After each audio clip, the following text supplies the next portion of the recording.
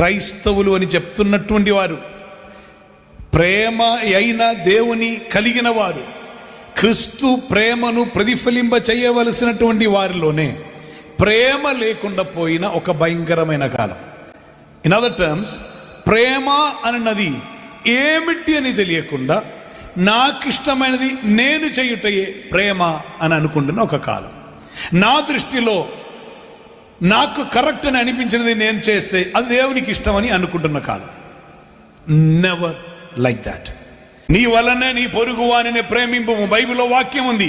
కనుక నిన్ను నీవు ప్రేమించాలి. నిజమే, నిన్ను నీవు ప్రేమించాలి. నిన్ను నీవు ప్రేమించాలి అని చెప్పేటప్పుడు నీకు కనిపిస్తున్న శరీరం నీవు కాదు.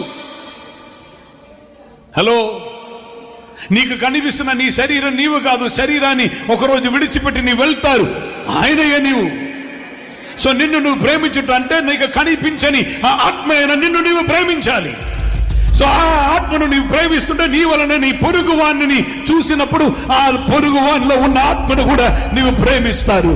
నీవు వెళుతున్న నిత్య రాజ్యములో ఆ ఆత్మ చేరుతున్న అదే చోట్ల పొరుగు వాని ఆత్మ కూడా చేరాలని నీవు ఆశిస్తారు. కనుక సత్యవాక్యం ఆ పొరుగు వానికి నీవు ప్రకటిస్తారు, తెలియపరుస్తారు.